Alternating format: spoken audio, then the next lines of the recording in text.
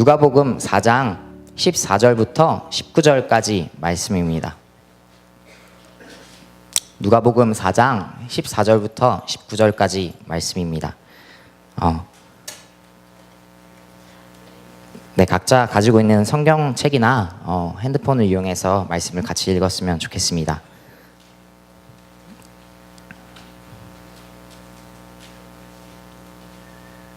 저와 여러분이 한 절씩 같이 교독하겠습니다. 제가 먼저 읽을게요. 예수께서 성령의 능력을 입고 갈릴리로 돌아오시자 그분에 대한 소문이 전역에 두루 퍼졌습니다. 예수께서는 예수께서 자신이 자라나신 나사렛에 오셨습니다. 안식일이 되자 예수께서 늘 하시던 대로 회당에 가셔서 성경을 읽으려고 일어나셨습니다. 예언자 이사야의 두루마리를 건네 받으시고 두루마리를 펼쳐 이렇게 기록된 곳을 찾아 읽으셨습니다. 주의 영이 내게 내리셨다. 이는 하나님께서 내게 기름을 부으셔서 가난한 사람들에게 복음을 전파하도록 하기 위해서다. 하나님께서는 포로된 사람들에게 자유를, 못 보는 사람들에게 다시 볼 수 있음을, 억눌린 사람들에게 해방을 선포하기 위해 나를 보내셨다. 주의 은혜의 해를 선포하도록 하기 위함이다. 아멘.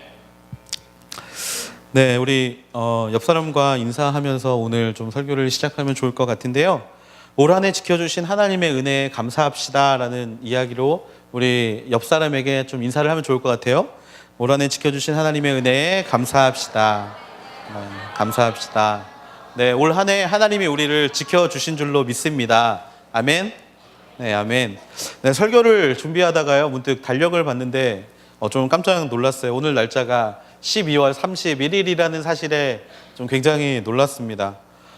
그거에 한번 놀랐고요. 또 제가 시간관념이 참 많이 없어졌구나라는 거에 또 한번 놀랐는데요.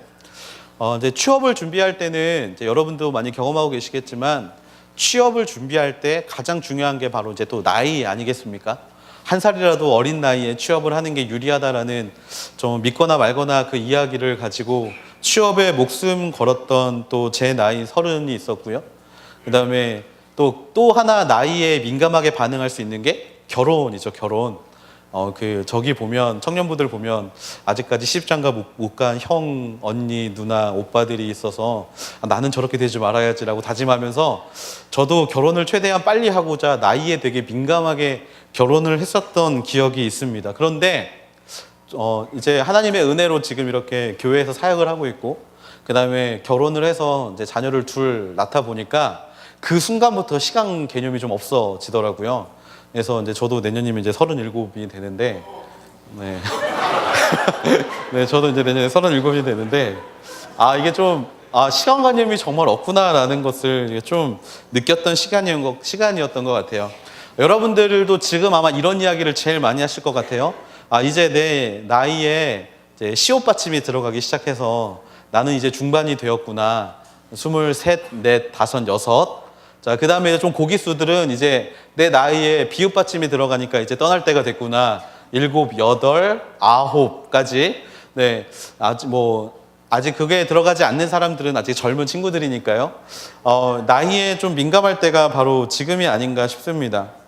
각자가 다 다른 생각을 품고 있는 지금, 또 저희 MC들은 저희 전도사님한테 계란 한 판의 사진을 보내주면서 30 되신 거 축하합니다라고 이야기를 했었는데, 각자 좀 복잡한 생각들이 있고 나이 때문에 마음 어려운 생각들이 있을지라도 마지막 날은 나이를 생각하지 말고 하나님께 집중할 수 있는 저 여러분이 되기를 기도합니다. 그래서 다시 한번 좀 옆 사람하고 인사하면 좋을 것 같아요. 2018년에도 우리를 지켜주실 하나님께 감사합시다 라고 같이 한번 인사하겠습니다. 2018년도에도 지켜주실 하나님께 감사합시다. 언제나 감사로 한 해를 보낼 수 있는 여러분이 되기를 축원합니다. 2018년도에 우리 온누리 교회에 허락하신 하나님의 비전은요, 그리스도께서 내 안에, 내가 그리스도 안에 라는 비전을 올해 이제 내년에 우리 교회 가운데 하나님이 허락하셨습니다. 그리스도께서 내 안에 들어오시고 내가 그리스도와 함께 머무는 것, 바로 하나님과의 연합을 이야기하는 것이죠.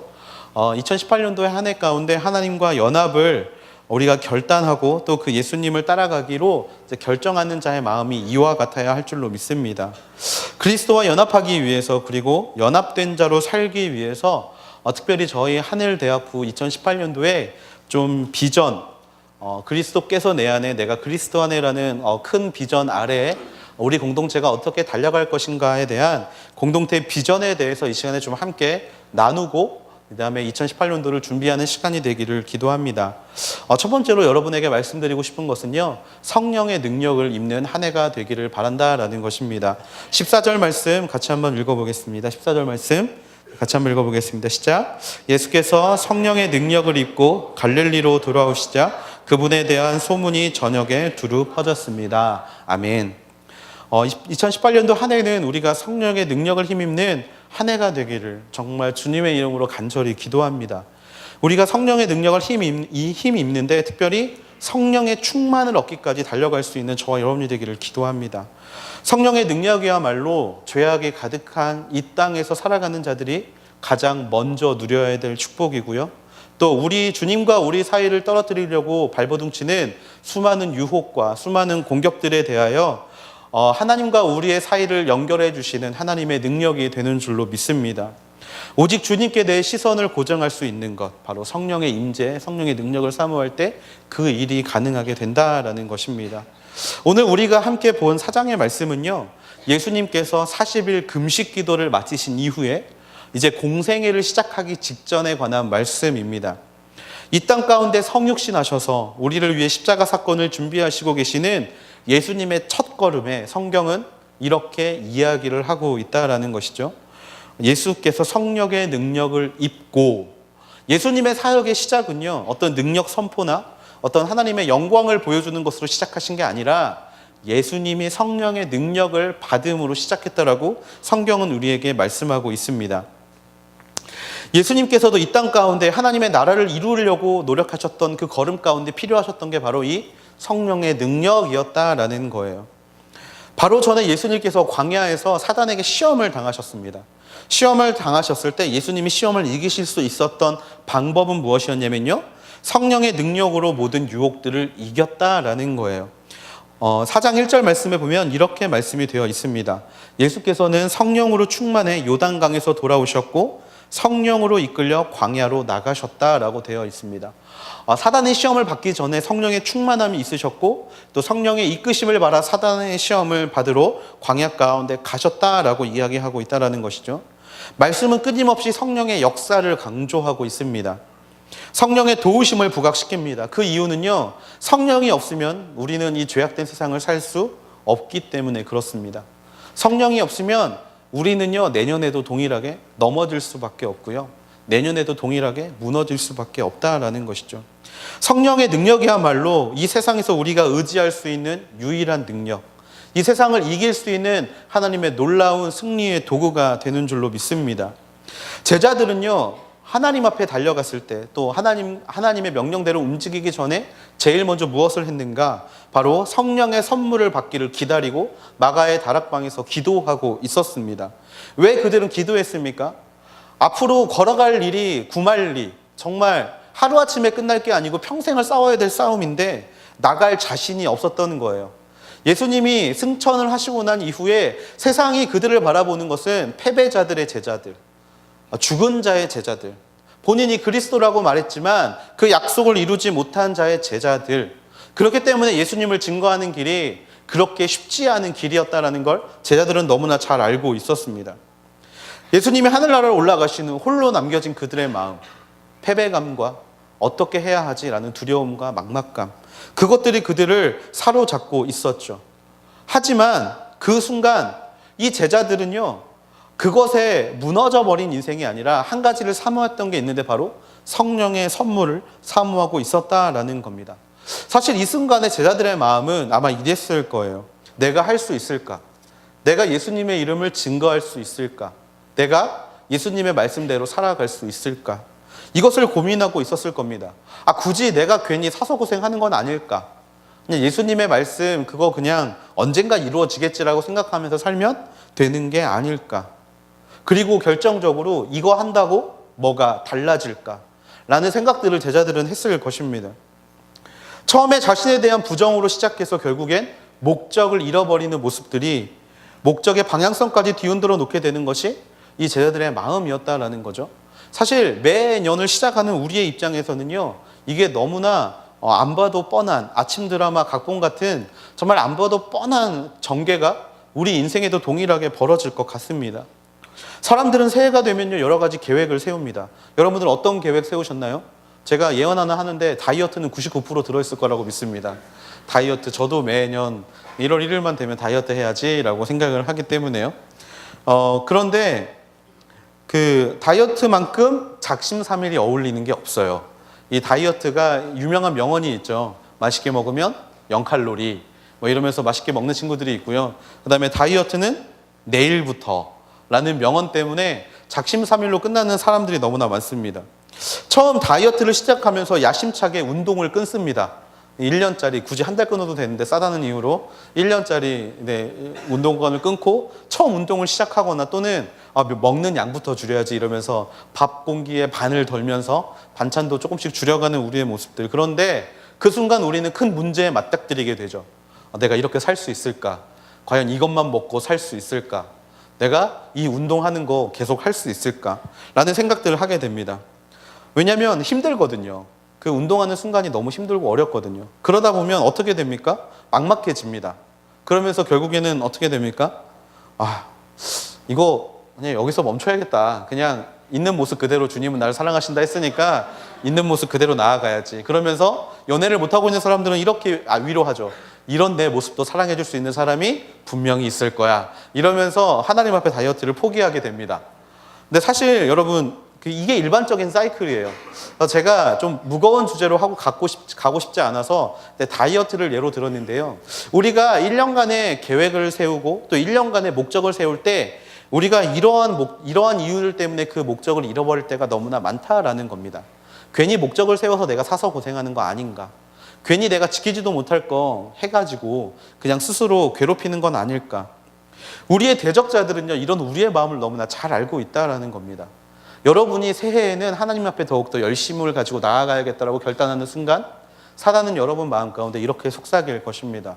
네가 할 수 있겠어? 너 그렇게 살 수 있겠어? 너 소위 말하는 현실이라는 문제 앞에 너 예수님의 이름만 붙잡고 나갈 수 있겠어?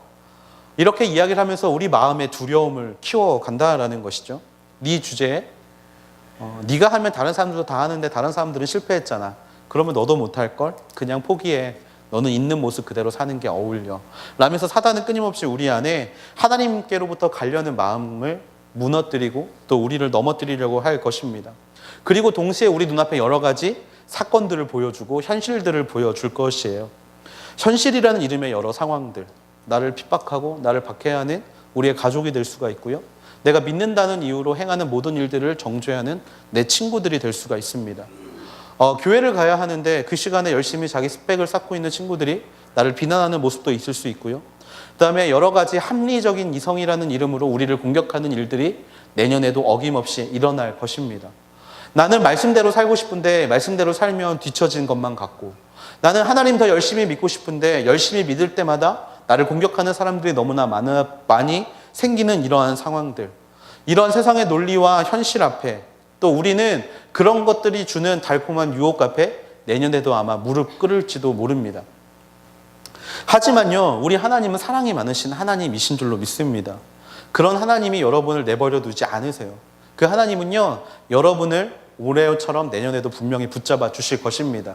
그런데 그 붙잡아 주시는 방법이 무엇이냐? 바로 성령의 도우심이라는 거예요. 우리의 힘으로 아무리 발버둥 쳐도요, 우리는 무너질 수밖에 없고 넘어질 수밖에 없습니다. 하지만요, 성령이 우리와 함께 하시면요, 성령의 능력을 우리가 힘입고 내년 한 해를 시작하면요, 우리가 그 어떤 어려움을 당할지라도 하나님은 우리를 넉넉히 이길 수 있도록 이끌어 주실 줄로 믿습니다. 그런 성령의 도우심을 사모하는 여러분이 되기를 주님의 이름으로 축원합니다. 본문 4장의 말씀에서 본 것처럼 예수님도 성령의 능력으로 모든 시험을 이기셨습니다. 세상 사람들이 말하는 현실, 로마라는 현실을 당당히 맞서셨고요, 그와 싸우셔서 이기셨습니다. 예수님은 결코 무너지지 않으셨어요. 왜냐하면 성령이 항상 예수님과 함께 했기 때문에. 2018년도를 시작하는 지금에 다시 한번 성령의 도우심을 구하십시오. 그러면 성령이 여러분과 함께 하실 줄로 믿습니다. 이 성령의 능력으로 하나님이 우리의 마음을 지켜주시는데, 그러면 성령은 어떻게 받는 것인가? 다시 한번 말씀드리기를 원하는데요. 누가복음 11장 9절에서 10절 그리고 13절 말씀을 우리가 같이 한번 읽어보면 성령을 어떻게 받을 수 있는지 알 수 있습니다. 9절 10절 같이 한번 읽겠습니다. 시작. 그러므로 내가 너희에게 말한다. 구하라, 그러면 너희에게 주실 것이다. 찾으라, 그리하면 너희가 찾을 것이다. 문을 두드리라, 그러면 너희에게 열릴 것이다. 누구든지 구하는 사람마다 받을 것이요, 찾는 사람마다 찾을 것이요, 두드리는 사람에게 문이 열릴 것이다. 13절 말씀. 너희가 악할지라도 너희 자녀에게 좋은 것을 줄 알거든 하며 하늘에 계신 너희 아버지께서 구하는 사람에게 성령을 주시지 않겠느냐. 아멘. 이 성령은 구하는 모든 사람들에게 주시는, 값없이 주시는 하나님의 선물임을 믿습니다. 여러분들이 성령을 받고 싶으면, 성령의 도우심을 받고 싶으면 기도하십시오. 구하세요. 찾으세요. 문을 두드리십시오. 혹자는 성령을 어떤 특별한 체험이라고 생각하는 사람들이 있습니다. 무언가 뜨거운 불 같은 게 내 안에 들어와야 내가 성령 받았구나라고 생각하는 사람들이 있습니다. 하지만요, 성령은 무엇이냐면 하나님 말씀에 순종할 수 있는 마음가짐이 바로 성령이고요, 내가 온전히 순종할 수 있는 결단을 하는 것이 성령 충만인 줄로 믿습니다. 여러분이 처해 있는 모든 상황 가운데 여러분이 성령을 받고 순종함으로 나아갈 수 있을 때 성령의 도우심이 여러분의 삶 가운데 임한다라는 것이죠. 그렇기 때문에 우리는 구해야 합니다. 삶에 여러 문제들이 생길 때 구해야 합니다. 하나님, 내 안에 성령의 능력을 더하여 주시옵소서. 하나님, 내게 성령을 물 붓듯이 기름 부어 주시옵소서. 악한 자들도 자녀에게 좋은 것을 줄 안다고 하시는데 구하는 자에게 하나님이 성령을 주시지 않겠습니까? 아니요. 하나님은 반드시 성령을 주시는 줄로 믿습니다. 그 마음의 담대함을 가지고 2018년도를 살아갈 수 있는 여러분이 되기를 기도합니다. 특별히 저는 기도하고 소망합니다. 저희 하늘대학교 모든 지체들이 하나님 앞에 성령을 간구하는 사람들이 되기를 기도합니다. 그리고 성령의 도우심을 삶에서 체험할 수 있는 여러분이 되기를 기도합니다. 저에게 개인적으로 전화하시는 분들, 삶의 여러 가지 어려운 문제들 때문에 전화하시는 분들이 저에게 전화하기 이전에 성령의 도우심과 성령의 간구함을 통하여서 하나님을 만나고 그 능력으로 그 삶의 어려운 문제들을 이기게 되기를 기도합니다. 여러분, 제가 할 수 있는 부분이 아닙니다. 그거는 제가 여러분에게 어떻게 해드릴 수 있는 부분이 아니에요. 여러분 한 사람 한 사람이 성령을 간구하실 때 비로소 그 역사가 이루어지는 줄로 믿습니다.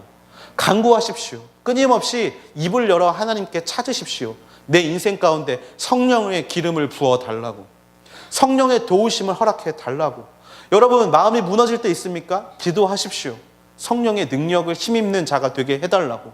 그럴 때 하나님은 결단코 우리의 기도를 반드시 들어주시는 분이실 줄로 믿습니다. 예수님은 성령의 능력을 입고 이 땅 가운데 오셨습니다. 낮고 낮은 땅, 자신이 영광받았던 저 하늘과는 다르게 말씀이 육신이 되어 우리 가운데 거하심에도 불구하고 세상 사람들이 그를 알아보지 못하는 이 땅 가운데 오셨습니다. 왜 성령의 능력을 힘입고 오셨는지 아십니까? 예수님도 성령의 능력이 없으면 이 땅에서 견딜 만한 힘이 없으셨을 거라는 걸 알고 계셨기 때문에 그래요. 그래서 계속해서 성경은 우리에게 성령의 능력을 강조하는 겁니다. 여러분, 우리는 갈릴리로 나아가야 됩니다. 오늘 14절 말씀에 보면 예수께서 성령의 능력을 힘입고 갈릴리로 돌아오셨다라고 이야기를 하고 계세요. 우리가 성령의 능력을 힘입어야 되는 이유는 무엇이냐면 바로 우리가 살아가는 이 땅이 갈릴리 땅이기 때문에 그렇습니다. 갈릴리 땅이 어디입니까? 갈릴리 땅은요, 예수님이 태어난 곳이긴 합니다. 하지만요, 갈릴리 땅의 원래 뜻은 무엇이냐면 갈릴리는 버림받은 땅입니다. 버림받은 땅이에요. 선한 것이 없는 땅이 바로 갈릴리입니다. 갈릴리라는 마을 자체를 구성하고 있는 사람들의 구성은요, 어부, 무두장이, 그리고 고기를 잡는 사람들, 한마디로 도축자들, 이런 사람들이 모여서 살던 곳이 갈릴리예요. 한마디로 말하면 빈민가 중에서도 세상 사람들이 손가락질하는, 유대인들은 정결을 얼마나 따지게 했습니까? 그 유대인들에게 손가락질을 받는 곳이 바로 이 갈릴리였다라는 겁니다. 나다나엘이 예수님이 갈릴리에서 태어나셨다고 하니까 뭐라고 이야기합니까? 나사렛에서 무슨 선한 것이 나겠느냐 라고 이야기하지 않습니까? 그만큼 유대인들에게 버림받은 땅이 바로 갈릴리예요. 예수님이 성령을 힘입고 오신 이유, 예수님이 성령의 능력을 힘입고 오신 이유, 바로 그 땅이 갈릴리 땅이기 때문에 그렇다라는 겁니다. 이 땅에 갈릴리가 있습니다. 그곳이 어디입니까? 바로 우리가 살아가는 삶의 자리입니다. 세상은요, 우리에게 관심을 갖지 않습니다. 세상은요, 우리에게 별로 관심이 없어요. 우리가 직장을 얻건, 우리가 좋은 학교에 들어가건, 우리가 어떤 삶을 살든지 세상은 우리에게 관심이 전혀 없습니다. 여러분 친구들이 여러분에게 관심이 있는 것 같습니까? 죄송한데 여러분한테 별로 관심이 없어요. 친구들은요, 여러분 친구들, 나를 사랑하는 친구들, 자기가 어떻게 사는지에 밖에 관심이 없습니다. 한마디로 우리가 살고 있는 곳은 다 갈릴리라는 거예요. 버림받은 땅, 소외받은 땅. 그런데 그 땅 가운데 누가 오셨다라고 이야기를 합니까? 예수님이 오셨다라는 겁니다. 예수님이 오셨는데 그냥 오신 게 아니라 선물을 가지고 오셨어요. 그 선물이 무엇이다? 성령의 능력이다. 이 세상, 아무도 나에게 관심 가져주지 않는 이상, 이 세상, 그래서 너무나 외롭고 힘들고 쓸쓸한 이 세상을 살아갈 때 꼭 필요한 것이 바로 성령의 능력이라는 것입니다. 그 능력을 여러분이 힘 있게 되기를 주님의 이름으로 축원합니다. 구하는 자에게 선물로 주신다 하셨으니 먼저 구해 보십시오. 그러면 그 갈릴리, 이 외롭고 천한, 정말 아무도 알아주지 않는 이 갈릴리 가운데 하나의 성령의 능력뿐만 아니라 예수님이 여러분 인생 가운데 함께 하시게 될 줄로 믿습니다. 18절 19절 말씀 같이 한번 보겠습니다. 18절 19절 말씀 같이 한번 읽어보겠습니다. 시작. 주의 영이 내게 내리셨다. 이는 하나님께서 내게 기름을 부으셔서 가난한 사람들에게 복음을 전파하도록 하기 위해서다. 하나님께서는 포로된 사람들에게 자유를, 못 보는 사람들에게 다시 볼 수 있음을, 억눌린 사람들에게 해방을 선포하기 위해 나를 보내셨다. 주의 은혜의 해를 선포하도록 하기 위함이다. 아멘. 성령의 능력을 힘입은 자들은요, 이 갈릴리를 살아가야 하는데 특별히 하나님이 주신 이 비전을 가지고 갈릴리를 살아가야 합니다. 첫 번째로 하나님이 우리에게 주신 비전은 무엇이냐면 가난한 사람에게 복음을 전하라는 비전입니다. 여러분, 가난하다는 것은요, 돈이 없는 것만을 이야기하는 것이 아닙니다. 우리가 보통 가난하다라고 이야기를 하면 누릴 것을 누리지 못하고 사는 사람들을 보고 가난하다라고 이야기를 합니다. 하지만요, 성경에서 말하는 가난하다라는 것은 이중적인 의미를 담고 있는데 실제로 돈이 없어서 어렵게 사는 사람들을 가난한 사람이라고 표현하기도 하고요. 두 번째로 영혼이 피폐해져 있는 사람들, 영혼의 갈망이 있는 사람들을 보고 가난한 사람들이라고 이야기합니다. 여러분, 그 마태복음 5장에 보면 산상수훈이 나오는데 심령이 가난한 자라는 표현이 나옵니다. 그 가난하다라는 표현이 바로 심령의 결핍과 부족함을 이야기하는 표현입니다. 가난하다라는 것은 무언가 결핍이 있다라는 겁니다. 환경뿐만 아니라 나의 마음에도 또 나의 영혼에도 결핍이 있는 상태를 성경은 가난하다라고 이야기를 했는데요. 그 가난한 자들을 위해 예수님은 이 땅 가운데 오셨습니다. 그리고 우리에게 해결책을 제시해 준 것이 있는데 그것이 무엇이냐면 돈이 없는 자들에게 돈을 주신 것이 해결책이 아니라는 거예요. 심리적으로 무언가 결핍이 있는 자들에게 그 결핍을 채워줄 만한 따뜻한 말씀을 해주신 것이 해결책이 아니라는 겁니다. 하나님이 주신 해결책 첫 번째는 무엇이냐면 바로 그들에게 복음을 전파하셨다라는 거예요. 여러분, 가난한 자에게 복음이 무슨 쓸모가 있겠습니까? 여러분, 지금 나는 밥 한 끼 얻어먹지 못해서 이렇게 살고 있는데 도대체 복음이 나에게 어떤 의미로 다가오고 복음이 나에게 어떤 좋은 것을 주겠습니까? 여러분 생각해 보세요. 마음이 너무 공허합니다. 마음이 너무 공허해요. 너무 외로워요. 그런 사람들에게 따뜻한 말 한마디가 큰 힘이 되는 거지 복음이 어떤 위로가 되겠습니까? 그런데 성경은요, 그들에게 복음을 전하라고 말씀하고 계시다라는 거예요. 왜냐하면요, 결핍을 채울 수 있는 게 오직 여호와 하나님, 예수 그리스도 한 분밖에 없기 때문에 그렇습니다. 가난한 자에게 복음이 왜 놀라운 역사가 됩니까? 가난이라는 상황에 집중하지 않기 때문에 역사가 되는 겁니다. 우리는 밥 먹지 못하는 상황이 힘들고요. 우리는 좋은 것을 입지 못하고 쓰지 못하고 또 남들처럼 남들 누리는 것을 누리지 못하는 현실에 함몰되어 있을 때 가난하다라고 여깁니다. 하지만 예수님을 만나게 되는 순간, 복음을 경험하게 되는 순간 그 모든 환경들이 중요한 것이 아니라 나와 함께 하시는 예수님이 중요하게 된다라는 거예요. 그 순간에 가난은 더 이상 우리를 넘어뜨리는 도구가 되지 못한다라는 겁니다. 그리고요, 우리는 소망을 갖게 된다라는 거예요. 하나님이 나를 지켜보고 계시는구나. 내가 이렇게 어렵게 살고 있는 것, 내가 이렇게 부족하게 살고 있는 상황을 하나님이 지켜보고 계시는구나. 언젠가 하나님이 내 인생을 바꿔주실 나를 기대하면서 살 수 있는 힘을 주는 것, 그게 바로 가난한 자에게 복음을 전파해야 한다는 이유입니다. 또 심령이 피폐한 자, 심령이 무너진 자, 정말 그들에게도 마찬가지로 하나님이 똑같이 이야기하시는 것, 그들에게 전해야 될 것은 바로 복음이라는 거예요. 예레미야 말씀에 보면 이런 말씀이 있습니다. 내 백성이 두 가지 악을 행하였는데 곧 그들이 생수의 근원되는 나를 버린 것과 스스로 웅덩이를 판 것인데 그것은 그물을 가두지 못할 터진 웅덩이다라는 말씀이 있습니다.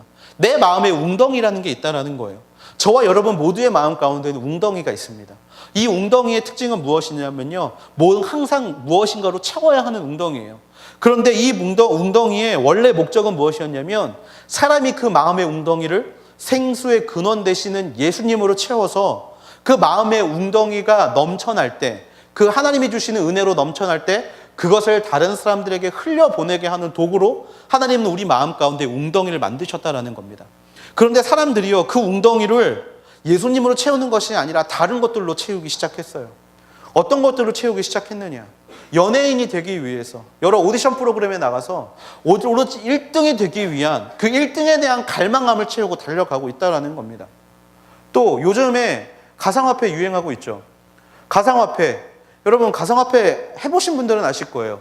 제가 원래 경제학과를 나왔기 때문에 저는 원래 외환 딜러가 꿈이었다라고 몇 번 말씀드린 적이 있어요. 제가 20살 때 제일 처음 했던 게 뭐였냐면 주식이었어요. 이게 돌아가는 상황을 한번 보고 싶어서 주식을 처음에 해봤는데 정말 저는 원래 그런 유혹에 굉장히 강하다라고 생각했었는데 하루 종일 쳐다보고 있는 게 주식 페이지더라고요. 돈이 오르고 내리고 도대체 이 주식은 어디로 흘러가나, 모든 게 거기에 쏠려 있더라고요. 왜? 그걸로 성공하면 내 인생이 성공하는 줄 알았기 때문에. 마찬가지예요. 여러분 요즘 가상화폐 엄청 유행입니다. 제가 한번 알아보니까 우리나라의 가상화폐가 발행된 게 130개가 넘다라고 이야기하더라고요. 뉴스에서는 뭐 비트코인 그 하나만 이야기를 하는데 수많은 것들이 나와서 많은 대학생들, 직장인들 중에서는 안 하는 사람이 70%가 가상화폐를 하고 있다고 합니다. 그 사람들은 매일 전화기를 보면서 무엇을 보고 있냐면 화폐의 등락, 하락을 보고 있어요. 화폐 가격이 올라가는지 내려가는지. 왜 그렇습니까? 그 마음의 웅덩이를 그걸로 채우고 있기 때문에 그렇다라는 거예요.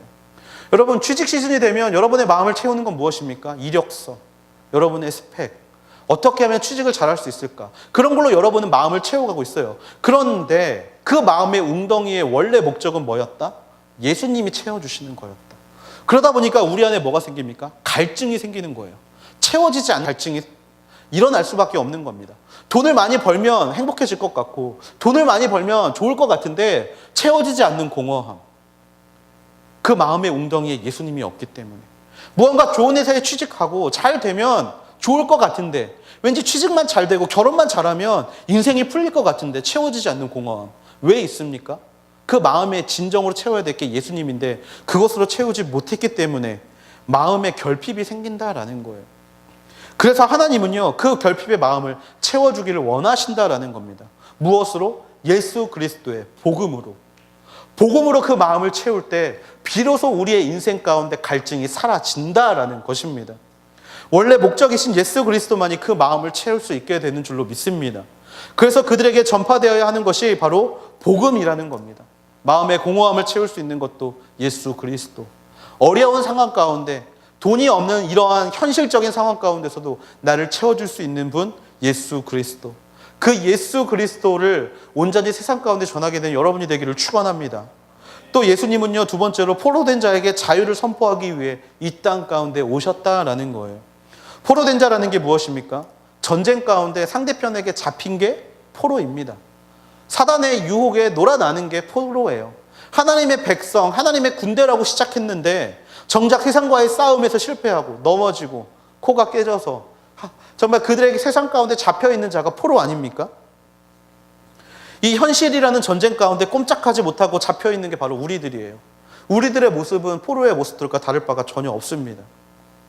세상 가운데 잡힌 포로들, 자신이 소속되어 있는 군대에서 벗어나서 다른 존재들에 의해 잡혀있는 사람들, 그런 사람들을 풀어주기 위해서 예수님은 이 땅 가운데 오셨다라는 겁니다.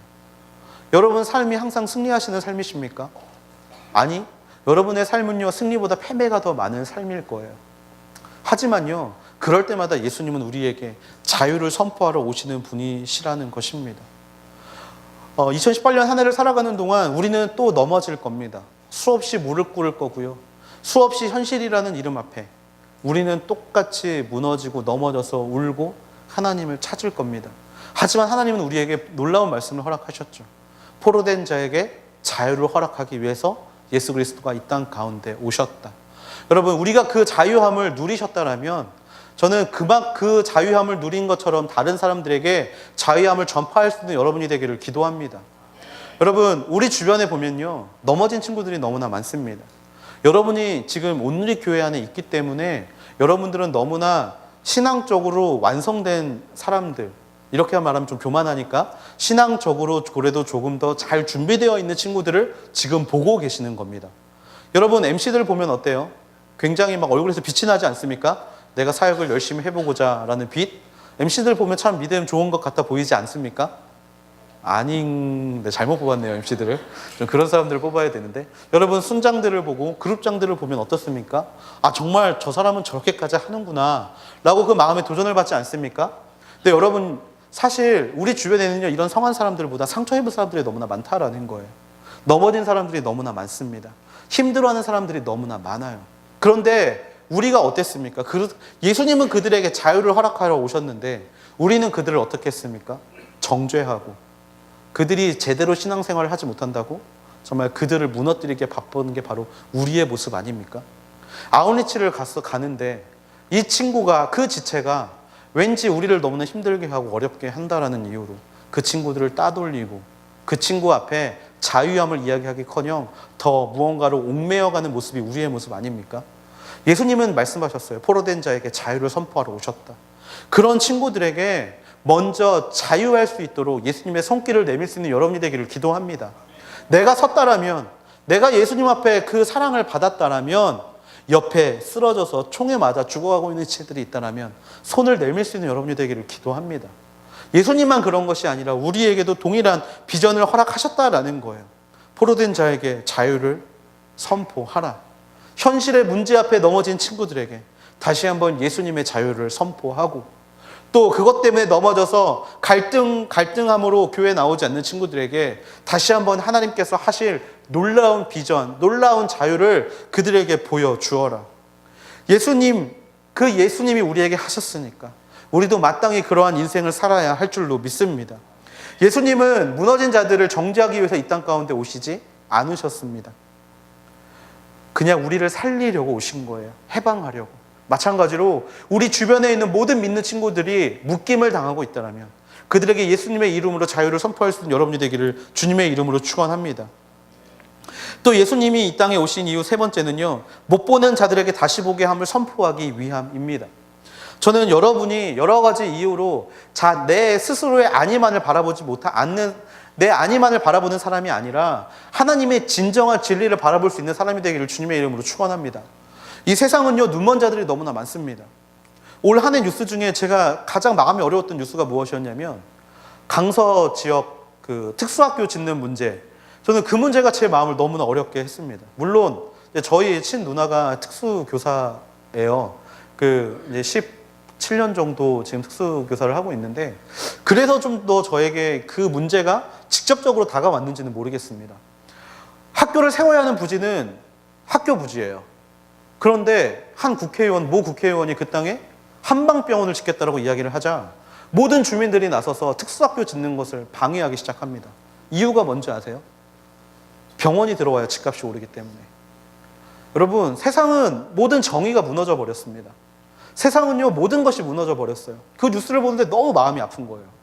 그 장애 아들은 정말 그래도 조금이라도 삶의 생활을 영위하기 위해서 교육을 받아야 돼요. 그러려면 1시간, 2시간 차를 타고 다른 지역으로 가야 합니다. 근데 여러분, 정의가 살아있다면요, 그런 문제를 가지고 공론화를 해야 하는 사람들이 일어나야 하고, 그런 문제들 앞에 무엇이 옳은 정의인가를 이야기하는 사람들이 있어야 하는데, 세상은 그 이야기를 하지 않아요. 장애인 부모들은 자기 자식들 정말 소외받고 헐벗고 굶주린 이웃 같은 자기의 자녀들을 위해서 애끓는 마음으로 부르짖는데 반응하지 않습니다. 왜? 눈이 멀어버렸기 때문에 그렇습니다. 눈이 멀어버렸어요. 모든 게 경쟁인 세상, 모든 게 돈으로 같이 매겨져 버리는 세상, 그런 세상에 우리는 살고 있습니다. 그런데요, 교회 안에도 이러한 가치관이 너무나 많다라는 게 문제입니다. 우리도요, 우리밖에 모릅니다. 정확히 말하면 나밖에 모릅니다. 조금이라도 내게 무언가 손해볼 만한 것들은 우리는 용납하지 않습니다. 왜 용납하지 못합니까? 하나님은 눈먼 자를 다시 보게 하기 위해서 이 땅 가운데 오셨는데 우리는 스스로 우리의 눈을 가리우면서 보기 싫어요. 하나님 자꾸 저에게 보여주지 마세요. 하나님 자꾸 저들에게 내 마음이 막 이상해지는 이 마음 느끼고 싶지 않아요. 라고 말하면서 우리 스스로의 눈을 가리고 있는 게 우리의 모습 아닙니까? 저는 2018년도 우리 하늘 공동체가 눈을 가리지 않는 공동체가 되기를 기도합니다. 정말 하나님이 말씀하시는 정의가 있다라면, 하나님이 말씀하시는 진리가 있다라면 그것에 목숨 거는 자들이 일어나는 하나님의 귀한 공동체가 되기를 기도합니다. 여러분, 한 사람은요 결코 바꿀 수 없습니다. 함께 걸어가야 하는 거예요. 눈먼 자들의 눈을 띄게 하는 것, 물론 육체적인 눈이 어두워진 자들은요 기도하면 그 눈이 낫습니다. 하나님이 그 인생 가운데 함께 하시면요 눈이 낫게 됩니다. 하지만요 영의 눈이 닫혀버린 자들, 특별히 욕심이라는 것들로 가득 차서 사람이 중요한 것이 아니라 그 욕심이 중요한 인생 가운데 사는 사람들은요 한두 사람이 바꿀 수 없습니다. 그렇다면 우리 안에 작은 움직임이 일어나야 한다라는 거예요. 세상의 여러 문제들 앞에 정말 하나님의 진리를 외칠 수 있는 자들, 세상의 여러 문제들 앞에 무엇이 옳고 그른 것인가를 온전히 분별할 수 있는 자들, 그런 자들이 오늘 우리 하늘대학부에 정말 2018년도에 나타나게 되기를 간절히 기도합니다. 그리고 특별히 우리의 모임 가운데도 그런 모습이 있게 되기를 바랍니다. 포로된 자유를 자유케 하는 그런 마음들이 더해져서 혹시 순 모임 가운데 무언가 잘못된 것들을 향해 달려가고 있는 지체들이 있다라면 그들에게 올바른 이야기를 해주고 정말 그 영혼을 진정으로 사랑함으로 하나님 앞에 되돌릴 수 있는 그런 역사가 우리 대학부 가운데 있게 되기를 기도합니다. 예수님은요 그 비전을 가지고 이 땅 가운데 오셨다라는 거예요. 그 비전, 그 예수님이 우리와 함께 하시게 되기를 원합니다. 가난한 자에게 자유, 복음을, 포로된 자에게 자유를, 눈먼 자에게 다시 보게 함을 선포하기 위해서 그 예수님이 이 땅 가운데 오셨고요.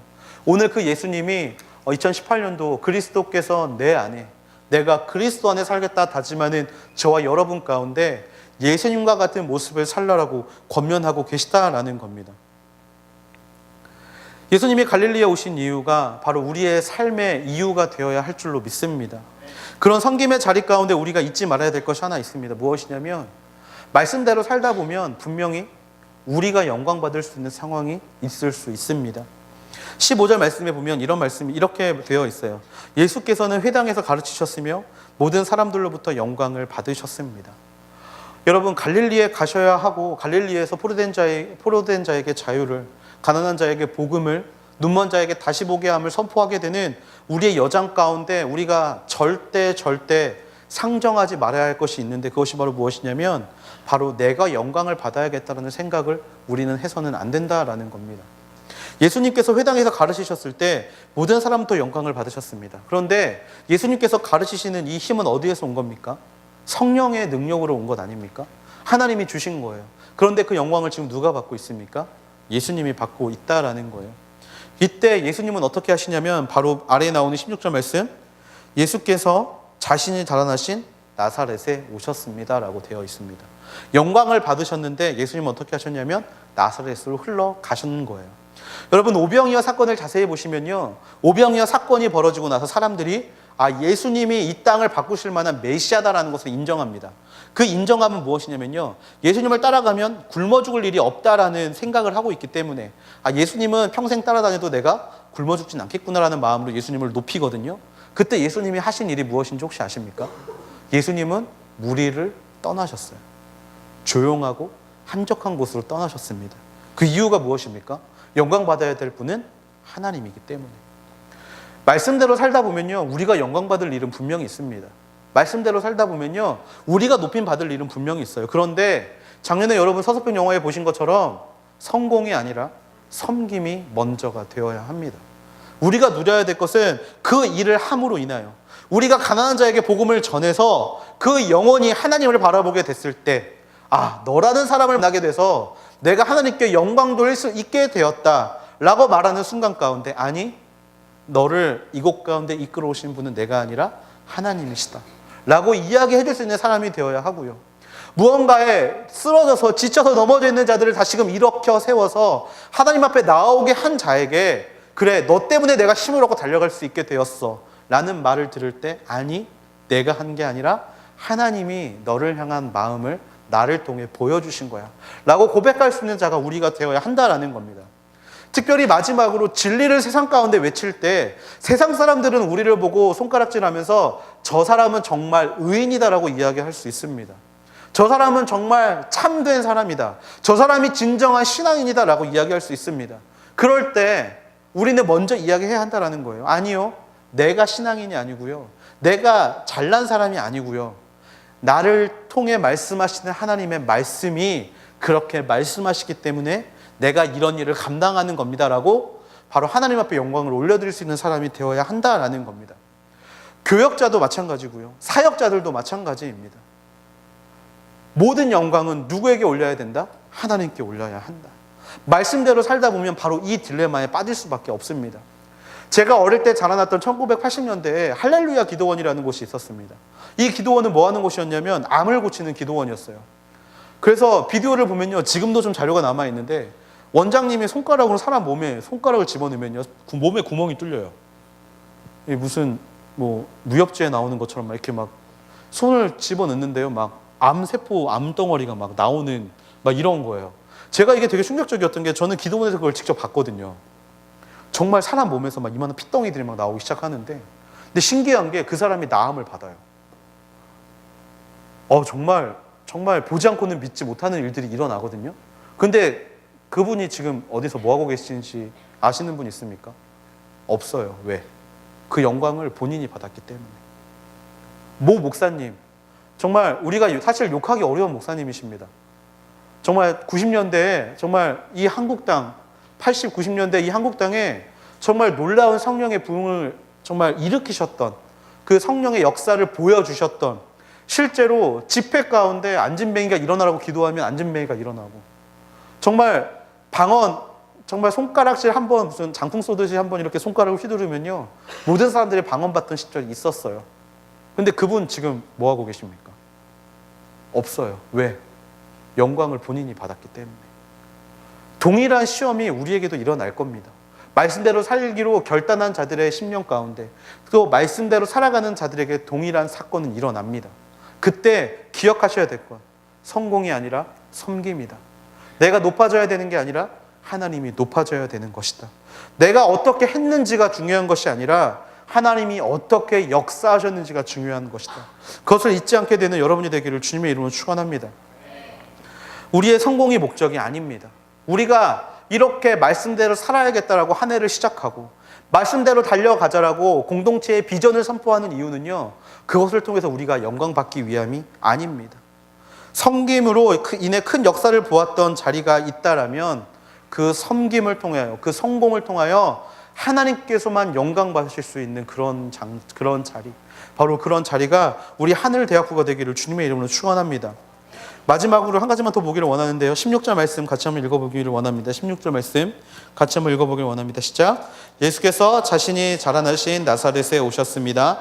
안식일이 되자 예수께서 늘 하시던 대로 회당에 가셔서 성경을 읽으려고 일어나셨습니다.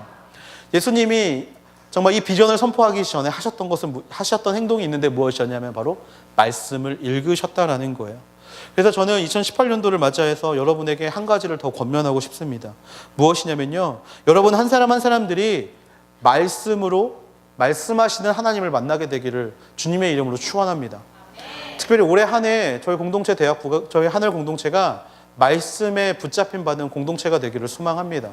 그래서 여러분들이 말씀을 읽는 것을 게을리하지 않으셨으면 좋겠습니다.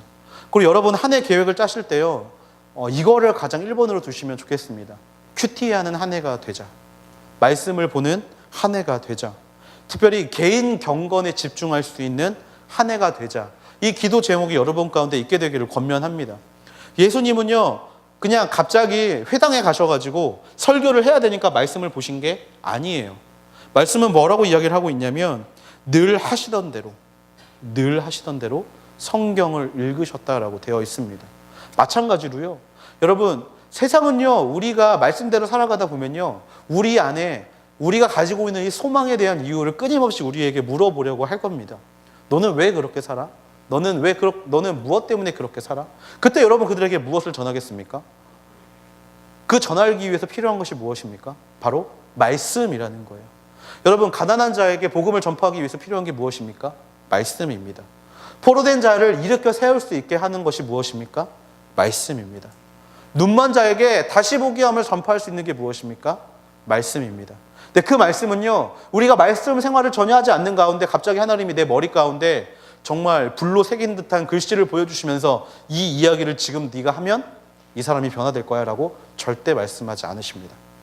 여러분이 평소에 보시는 말씀, 여러분이 평소에 읽는 말씀을 통해서 하나님은 나 아닌 다른 자에게 역사하신다라는 거예요. 그렇기 때문에 여러분이 이 경건의 훈련에 집중할 수 있게 되기를 기도합니다. 말씀은 보셔야 합니다. 기도도 하셔야 되고요. 예배에도 나오셔야 돼요. 하지만 제일 먼저 여러분이 해야 될 것이 무엇이다? 말씀을 읽는 것입니다. 하나님의 아들이 왜 성경을 읽으셔야만 했습니까?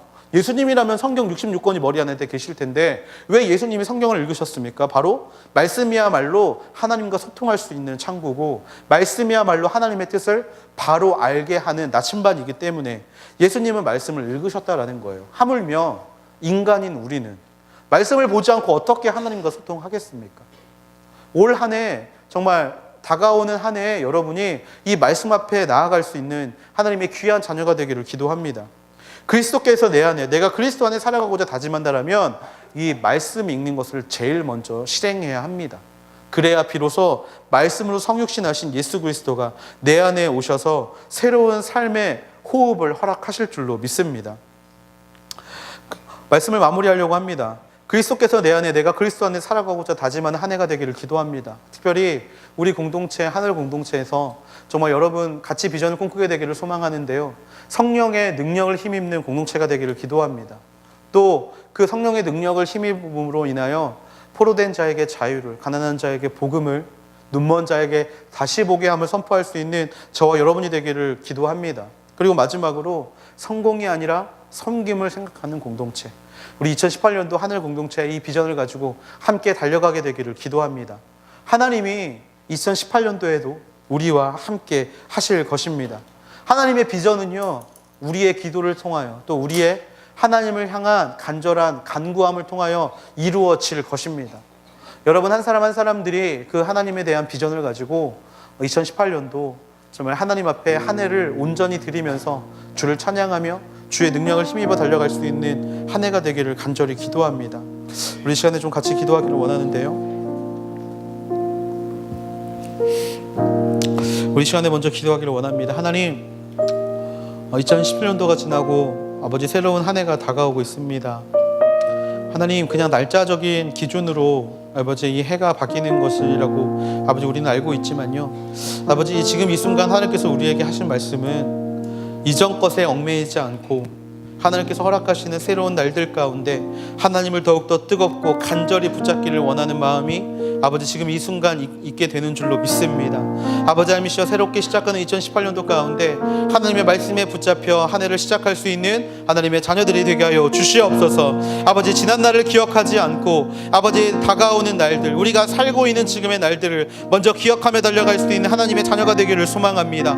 아버지 어제까지의 모든 일들이 나의 발목을 잡고 있다라면 나살 예수 그리스도의 이름으로 모든 것들이 사라지게 하여 주시고 오직 하나님께서 말씀하시는 아버지 새로운 날들을 향한 기대와 간절한 소망을 가지고 아버지 하나님이시여 달려갈 수 있는 하나님의 자녀들이 되게 하여 주시옵소서. 아버지 새해를 시작합니다. 특별히 우리 안에 말씀의 능력을 사모하는 아버지 말씀의 능력을 사모하는 마음이 우리 안에 있게 되기를 바랍니다. 아버지 이 시간 말씀의 능력을 사모하기를 결단하며 나아가게 되기를 소망합니다. 아버지 새로운 한 해 가운데 우리의 말씀에, 우리 마음 가운데 말씀의 도전을 더하여 주시고 우리의 마음 가운데 아버지 다가올 그 내일을 향해 하나님 앞에 모든 것들을 온전히 내어 맡겨드리며 특별히 말씀으로 붙잡힌 받은 인생을 살아가겠다 결단하며 나아가는 하나님의 자녀들이 되게 하여 주시옵소서. 우리 이 시간에 새로운 2018년도를 시작하는 지금의 시점 가운데 특별히 하나님의 말씀에 붙잡힌 받은 자가 되겠다, 특별히 하나님의 말씀을 매일매일 묵상하는 하나님의 자녀가 되겠다 결단함으로 주여 한번 부르시고 기도함으로 나아가시겠습니다. 주여